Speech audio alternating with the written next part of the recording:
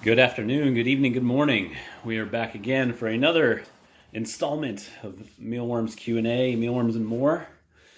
This one comes from Mo. Mo, thank you for being patient. Mo reached out almost 2 weeks ago, and I have been super busy, so I wanted to tackle this though with a video response and just haven't had an opportunity, but here we are, so we're gonna get rolling.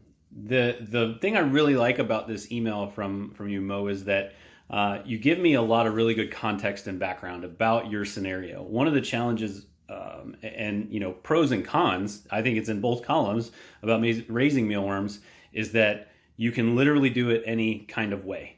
All different sorts of containers, all different sorts of feed sources, all different kinds of ways to get moisture for our mealworms. And I'm just really, really grateful for the feedback you gave me in the email, the context around what you're trying to do and why it's important to you, because that 100% matters with the ways in which we do the things we do with our mealworms and for our mealworms. So very, very appreciative for the context. Let me give some of that. I'm not going to give every detail that I have. I don't share all that personal information. If you'd like to send me questions, please do that. Put all that context in there. I'm not going to share that personal information. I keep it very high level because I wouldn't want my information shared, and so I'm not going to do that to anybody else. So let's talk about Mo's background with what she's doing and why. She's raising mealworms to feed her chickens. They have about 40 birds now, but they're going to go down to 25 over the next month or so. They are raising fish, or going to start raising fish, and would like to have an adequate, steady supply of mealworms for that. They also have sheep, goats, turkeys, geese on some property up in Washington. I think Washington is as specific as I'm going to get for that around the location there. But I think that matters because Washington's climate is much different than, let's say, Texas, right? So what we're walking through here, she's got 10 trays using shallow totes, a little smaller than the ones that I use here. Looks like they are going to be able to double the production. And her goal right now is to get 3 to 5 pounds a week. She's harvesting every other week and weighing the next tray to see what's coming down the pipe or pike, depending on which one you want to go with. She's allocating 20% to keep in order to keep her colony going and growing. So that's fantastic. Already factored that in. So she's got about 3 pounds a week currently. So increasing your trays there, Mo, is definitely going to get you more of those mealworms and a good consistent supply in the event that, like temperature changes with the winter coming, temperature changes, humidity changes, those things are going to impact the growth of the mealworms and the production. She may temporarily save to double the tray numbers. Perfect. You're allocating for that already. I almost don't have to respond to anything there. Does this sound like a reasonable plan? Is there a general tray to yield ratio, production ratio? So really good context there, Mo, around what you're doing and why. Makes complete sense. The idea around temporarily stopping any harvest so that you can effectively take those mealworms that would have gone to all of your critters, keeping those to then pupate, become beetles, and grow the farm. Good and bad there. So if you were to keep all of that harvest and convert that into pupa and then beetles, what will happen is you're going to get that bolus all at once. And remember, those beetles are going to lay 90 to 95% of their eggs in the first 8 to 10 weeks. Environment conditions varying, right? Could shorten or lengthen that. And so if you take all those mealworms at once out of your primary harvest, let's say this week, and you go through the pupation process, you get your beetles, you're going to get all those beetles at around the same time, right? There's going to be variance there. You're probably going to be 2 to 3 weeks from when they start hatching to when they're finished. But you've got a bolus all at once. And what that means is 8 to 10 weeks later, those beetles are spent, and you're going to have to plan to have another bolus to replenish all those at the same time. I am a much bigger fan of slowly increasing the size of a colony for 2 reasons. One, you avoid that bolus where in another 8 weeks you're going to go through that cycle again and have to replace half your trays again, right? And so that's another hold everything back. That's going to need time to phase in. The other reason I like to slowly increase a colony size is as you do this, things are going to change in your colony. As you double a colony size in a room, they're going to generate more heat. So you might need cooling instead of heating. Your humidity is going to change. Those things are going to, over time, as you increase your colony slowly, you'll be able to adapt to those a little bit more, with a little bit more grace, right? It's not going to be all of a sudden you've got all these extra worms and you have all this heat and, oh my gosh, we have to cool this off now. It gives you time to address that. And it could be something as simple as like opening the door a crack or something, right? If you start to overheat or get too high, but it's an indication of, hey, things are changing. If you do that all at once, you're prone to a lot of those things impacting or being impacted, and it becomes more of a, what was it that caused it, or how do we adjust this? It's very likely, since you're planning on expanding and doubling your colony, that it would be that doubling and just the mass, the biomass in there that would impact things. But you're also going to have changes in your processes. So the way that you harvest right now, the way that you feed right now, the amount of feed you're going to need, which is something that you bring up here later, those things, as you progress slower, if you didn't hold back all of your harvest, maybe you hold back, you're doing 20% now, maybe if you held back 30 or 40% to allocate to increase the number of beetle trays. That way you can see how your processes are changing, and try to come up with some ideas, ask around, see what you can do to address those changes, right? Because if right now, if you've got a bucket sifter and you're just sifting back and forth like this, imagine doubling that. Is that going to work? And so by giving yourself that time frame of slowly increasing your colony, you buy yourself time to figure out how to solve the things that are going to come up. I don't think there's a wrong answer there. So you could take all of your harvest and do that process where you're going to turn all of that into beetles, and then put it in your calendar, however you take track, or however you keep track of things, that 5-6 weeks from now, you're going to need to do that again to replace all those trays. What we do is our trays are just consistently going in and out. And so usually each week we're averaging probably 5 or 10 trays, which we've got 70 to 80. So that's less than 10%. Trying to do quick math in my head there. Less than 10% turnover usually of beetle trays that are spent that we take out, and then we add those back in throughout the week. And so by doing that, we have a better balance where they're not all just dumping at once. And so that, I think, is more prone to potential issues and scheduling problems. If you have to do that consistently and replace a bulk of your trays every 8 weeks, that becomes a bear to me personally. It may work out really well depending on how you schedule things out, but I like the slower method for the reasons that I described. All right, let's see what's next. We're moving into substrate questions. So for a short while, and this is from Mo, from a short while, bran was difficult to find here. The local feed stores were out for a couple weeks. It's been available lately, but very expensive. So a 40-pound sack was 85 cents a pound. Wow. This was 2 weeks ago, but even that, we were at, I think, 40 cents a pound, maybe 35 cents a pound. A few weeks ago. So wheat bran is one of those things that's going to fluctuate. It's a commodity thing. But you mentioned here that layer crumbles sell for half that. However, my other critters, I buy unhulled oats and barley from a local farmer. Just bought a ton of barley and I get bulk oats for 13.5 cents. I've been considering grinding some barley and or oats to the consistency of the bran and trying to use that for substrate. I'm a fan of that. Do you think this makes sense? Have you thought about grinding your own substrate? I noticed in one of your tours around your building you have a grain grinder and mentioned grinding barley. Each whole barley kernel is denser than the oat kernels. I don't know if that will make a difference to the worms once it's ground. You are on an absolute perfect track there from my perspective, but I'm kind of biased because that's the way I would have tackled this. So yes, I do have a grinder. I also have a powderizer. I didn't specifically seek out either one of those things. I kind of lucked into it in the sense that a mealworm farm in Texas closed down a couple of years ago, shifted their business model, and so they liquidated their rearing materials, and that included the trays that I have now, along with the grinder and a powderizer, and the microwave. I wouldn't have actively purchased those if it wouldn't have been a really great opportunity working with a couple of really good guys. And so I have those available, and that allowed me to tinker with these different options that I've been playing with. Because things like the oats or really dense, hard grains that you can get, it's difficult for those mealworms to get into them. They don't prefer that, right? They want something they can eat without having to expend a ton of energy. And so by grinding those up, you're exposing the inside of it.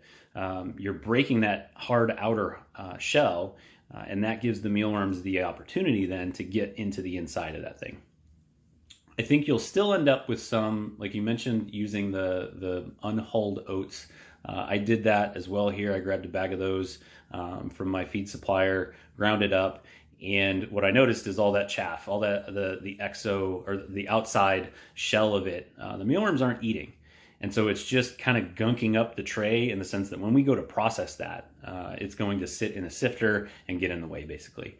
We're creating a problem. There's a solution. You can use a blower or some, vacuum it out. There's probably a solution to that, but there's not a big enough, need from my perspective, because my wheat brand's not at the point of expense of yours, and the other feed that I can get is pretty much equal from a cost perspective, oddly enough.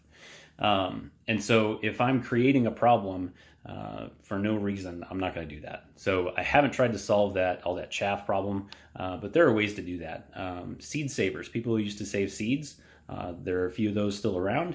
On a large scale, there's a machine that would help you sift all that out, and then it had a fan equipped into it to blow the chaff off. And so similar sort of thing, you could probably look at, setting up a fan, figuring out a feed system to drop the stuff through there and blow anything out you don't need. But it's more work. Is it really worth the time and the labor? Based on your cost here at 85 cents a pound, I would definitely be looking at alternative options. So I'm with you going down that path. Layer crumbles sell for half that. So what I would suggest is, depending on the consistency of those layer crumbles, take those crumbles and grind them up. If they're really hard or packed pellets or something, a lot of times those are dense as well. And so grinding it gives the mealworms, especially the baby mealworms, when they first hatch, they're super tiny, right? And so their mandibles can only get around so much. Imagine us trying to bite a wall, right? It's not going to work real well. We'll eventually get through that wall, but it's not going to be without a lot of energy expended. And so from a mealworm perspective, when they're eating, if they can get into that thing easier, they're not going to waste that energy doing it, and then they can put that energy to growing instead. So I think the layer crumbles, and there's probably really good nutrition in those as well. Make sure they're unmedicated. The ones that have medication in them will kill the mealworms. Barley and oats.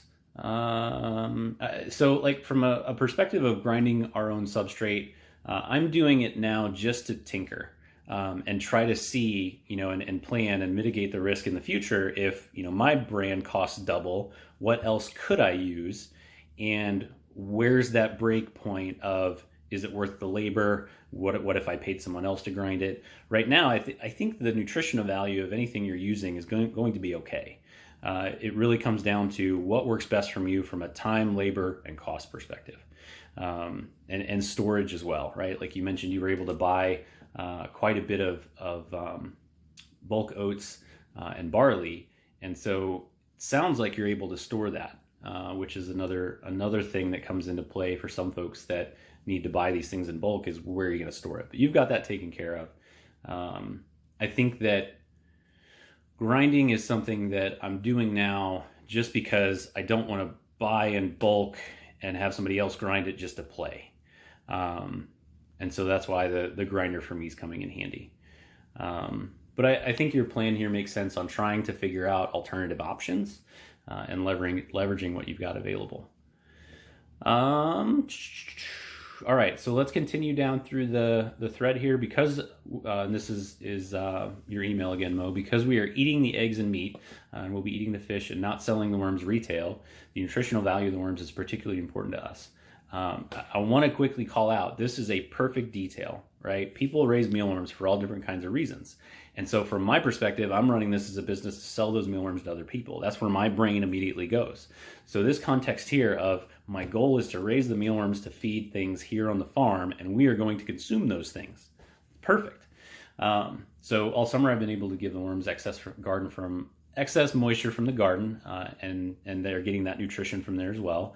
But with winter coming, we're trying to think about how to maintain a high degree of nutrition. So I've had the idea of giving the worms sprouts. I can sprout the usual alfalfa, clover, brassica seeds, and that you can get for humans at the feed store. It seems to me that the sprouts could be evenly distributed over the tray. We'll have nutrition and plenty of moisture. Sorry, I totally butchered all that.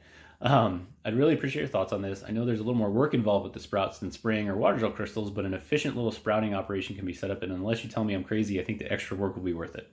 I don't think you're crazy, but this is coming from a guy who raises bugs, right? So take that with a grain of salt. I really like the idea from the context of what you're trying to achieve. From a business perspective, going through the process of setting up a scenario or system that would allow me to grow sprouts in the amounts I need and the quantities I need, is it worth the space, the time, the labor, etc.? But I think you mentioned, yep, I already sprout barley for the chickens and we ferment scratch and other greens for them. So it's part of your system that could work really well. I think the idea of sprouting and giving those sprouts to the mealworms is amazing. I would be really curious. I tried it once, and by tried, I mean, I didn't really research very well and just kind of one day decided I was going to give it a shot, and it didn't work out very well. Shocker. But I think if you've already got experience doing it, what I would suggest is do a little test run. So grow some sprouts. Any of those sprouts are going to work from my perspective. Grow some of those, take them, put them into a bin, and see how they do. My hypothesis is they're going to eat it, they're going to love it, and it's going to disappear. But what I'd be curious to see is, depending on what the sprout is, maybe they don't want to eat the stem. And then you find out down the road that those stems are in there and they're clogging up all the sifting and processing and dealing with it, which may not be a problem if you're just going to take those and then feed them to chickens, fish, etc. If you're going to at some point pivot and need to sell those to someone else, that becomes a barrier, right? But if it's not for you and you're able to leverage what you're already doing with the sprouts, I think that that's a great integration of mealworms, getting them some nutrition through the winter. The green leafy stuff from those sprouts is going to be fantastic. I would also be curious how they do with the remaining seed. So after you've sprouted it, is it still real hard, or because it's been soaked in water and has been in that environment, is it going to be soft enough for them to potentially eat, and would they eat it? I'd be really curious about that, because then it becomes, from a process perspective, you take that tray of sprouts or however you're sprouting them, and you just plop it right into your mealworms. You don't have to mess with it. A lot of the sprouting things I've seen are mostly for human consumption, and they're cutting the sprouts, right? And so anything that's left in that tray is recycled or used, composted in some other way. That's just more work from my perspective, is from a mealworm farmer perspective. But is there a way to sprout those things and just take all of it and plop it in, right? That would mean no soil. And this is starting to get outside of my knowledge area around sprouting stuff. So I'm really curious to see how that goes. Definitely worth a try. Try it in one bin. Try it in a container with mealworms at a quantity that you are willing to lose in case something goes wrong. So you mentioned brassica, for example. Let's say there's something in there that we don't know yet is going to be detrimental to the mealworms. Use a quantity of mealworms that you're okay with them dying or not being usable, okay? But I really like that idea. I would be interested, like one of the things that long-term I'd like to do is to build a portfolio of different things you can integrate with mealworms that are, that create a circle. It's like a circle. Can't remember what movie that's from. The sprouts would be really interesting, because if you could grow those sprouts and utilize the sprouts in another way, or there's a waste product from that can be eaten by the mealworms, then you create a nice little scenario there. And it becomes something that, like, you are already familiar with sprouts. Somebody could add in mealworms to that. Here's how you can leverage sprouts. Like, if we can build that portfolio of ideas or concepts or things that we know have worked and have been tested, then that really opens up the spectrum to people that are out there that could potentially raise their own mealworms. So that's exciting. Let's see. Although I can feed the chickens. One other thing caught my attention here. Where was that? Fermented scratch and other grains. I'm really curious. I know that people have used spent brewer's grain from breweries to feed to their mealworms. I'm really curious about the fermented scratch, because mealworms are a thriving colony that is covered in different bacteria, microbes, both internal and external. And if you were to take fermented anything, similar to how, like, if we eat fermented sauerkraut, cold fermented sauerkraut that hasn't been pasteurized, it has all those good microbes in it, we're putting that into our gut microbiome, right? Same concept for mealworms. If you inoculate those mealworms in your colony with different ferments, there could be some potential beneficial impacts there. So I would be really curious around, similar to how fermented things are good for your chickens, I think those fermented things will be good for the mealworms. So I'm wondering, is there a way to leverage that in your already existing process of creating the fermented scratch for your chickens to make more of that fermented chicken scratch and feed that to your mealworms? They'll eat that ideally, and they get the nutrients from it as well as the microbes in it, and they get the moisture. I would be curious about that. Let's see, what else? I can feed the chickens most of what I'm feeding the mealworms. Concentration of protein and nutrition is important. The birds go nuts for the mealworms. Yes, chickens absolutely love mealworms. It's their natural diet, right, is to eat insects and go out and find them and scratch, and they're doing what they were built to do, which says a lot to me about the food value for them. I think feeding the fish with mealworms will be even more important, considering that I really can't give random garden produce to fish. Yes, so mealworms and insects in general, so that concept of feeding insects to fish is something that's really taking off in the aqua, I'm missing the word, it's not aquaponics. Is it aquaponics, raising fish?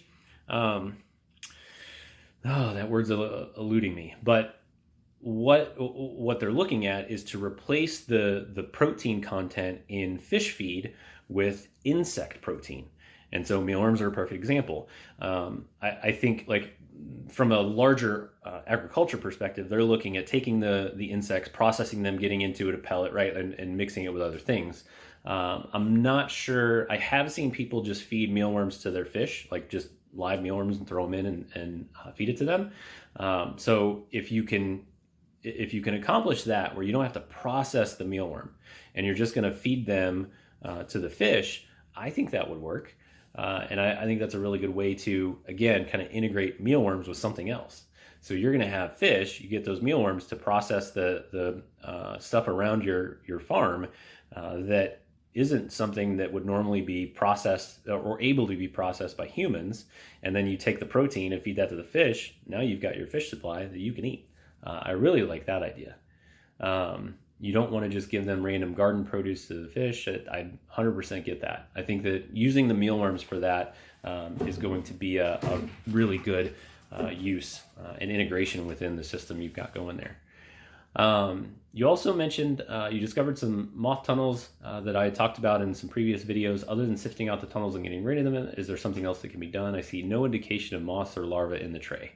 It could just be a random one-off. If you're not seeing, the flying moths and you're not finding these things in your colony that you're saying, what are those, because they're not mealworms, then it's probably not a huge problem. It's something to be mindful of and just keep an eye on. This probably comes down to treating your substrate, whether it's a deep freeze or heat treating. I don't think there's, I'm not aware of an option. So like with grain mites, you can proactively put split pea flour in there. I'm going to actually start moving towards that because I'm going to get to a volume perspective where I can't deep freeze everything. So I'm going to start proactively treating and putting split pea flour in every single tray. I don't yet know of a similar proactive approach for moths. So it hasn't become a problem for me yet, so I haven't spent the time researching it. If it happens tomorrow, I'll have an answer for you pretty soon. But if anybody out there knows of a way to tackle the moth scenario, we are definitely open to hearing options around that. All right, I think I hit everything there, Mo. Overall, I'm super excited because what I would really like to do from my own personal selfish perspective is to be able to stand up these small insect farms all over the place and integrate them into the existing infrastructure that's already there and what people are already doing. So like in your example, you already have chickens, you already have chicken scratch. Using that fermented feed in your mealworm operation, it's not adding an extra task that you've never done before. And that's what's really exciting about this. Let's see here. Oh, I know what I wanted to talk about. There was a follow-up email because I reached out and said, thank you for being patient with me. And you did respond. It was about leaves. So in a recent, I think it was a Facebook Live, somebody mentioned they were using tree leaves to feed their mealworms. It sparked a lot of interesting conversation, pros and cons. Some folks were worried that, you know, if you take leaves from an external outside of your colony, you take anything from outside your colony and put it into your colony, you're taking a risk, right? There could be eggs on those leaves, there could be mites, there could be really really small microorganisms, that you don't want in your colony. So there is some risk there. But I think, and what you mentioned here, Mo, where you went and grabbed some leaves, you used maple leaves and a handful of grape leaves. You put a few in to the most mature bins, and by the following morning, they were gone. Not a trace. So like not even the veins of the leaves, which is what I was really curious about whenever this came up. If they were going to eat those or like gunk things up down the line. You're going to do this again with some linden leaves and Carolina spice bush leaves. They're both edible for humans, so this should be safe. I think that's a good rule of thumb. I like that. If a human can eat it, then it's pretty good, a safe bet that mealworms will eat it. Although there are things that mealworms can survive on, like styrofoam, that we would not be able to survive on. But I think in general, if we can do it and don't get hurt by it, same for them. The deciduous leaves are all turning here now, similar to Missouri. It's all the leaves are falling. We had our pretty spell, and everything's starting to just get brown and die off. Imagining in spring and early summer when leaves are more succulent, they'll be even more popular with the mealworms. We'll find out. I would bet so, because it's all new emerging growth, right? And so there's going to be a bunch of different things in that leaf versus when they are turning at the end of the season. You also mentioned info about goats to stay away from leaves in the prunus family, Prunus. Prunus. Sorry if I'm mispronouncing that. Peach, plums, nectarines, cherries, etc. As the leaves turn, they concentrate some cyanide sugars that can poison a goat if enough is ingested. And so probably not a good thing for the mealworms. Again, I like your train of thought here. You're thinking about the overall impact here before just jumping into doing something. And you're also leveraging your knowledge. You're very knowledgeable about all this stuff. This is fantastic. You found the experiment about the whole oats to be interesting. You're going to try and grind some barley as it's much more dense than the oats, and I think it has a lower percentage of hull, or the chaff on the outside. You had an issue with the oats. The worms didn't eat the hulls and gummed up your operation. Is the problem the extra work, or does it actually clog up screens and your other equipment? That's what I mean by the extra work, is that it clogs it up. And so what I found is when we sifted, when we would go to harvest, the 1/8 inch mesh sifter on top that keeps the beetles, pupa, and really large mealworms out was also gunking up with the hulls. And it was just a pain point. It was something that we had to deal with, and it also slowed down the sifting process, which running a commercial operation, time, labor, money, right? And so then the smaller pieces would also get in with the harvested mealworms, and it became something I had to clean out, because customers on the other end that are receiving these don't want all that stuff in with the mealworms. You could potentially use that for something like, if you're cupping them and selling them at stores or something, that it's part of the substrate that they're in, but then that messes up your weights potentially. Probably not a real big impact, but it's something that could mess with it. And so that was my problem with it, is with the wheat bran, it's gone. All of it's gone. You don't have to mess with it. The frass stiff's really easy, and the wheat bran, if it is there, is not going to clog it so much that it doesn't function. And that's what we were finding with the whole oats that we ground up. That being said, like, we didn't powderize it. I didn't run it through that thing because that would take a lot more time to go through the especially the amount of oats that we would need at this scale. But if that's not an issue, like if you're able to, one of the things I'm wondering is when you put a tray of mealworms down, if there are any pupa or dead, you just let that tray rumble around on its own for a little while. Those dead and those pupa are going to collect. Usually for me, they collect in the middle. You can tilt it on an angle, and then they'll start going down to the lower side, just from the mealworms moving around.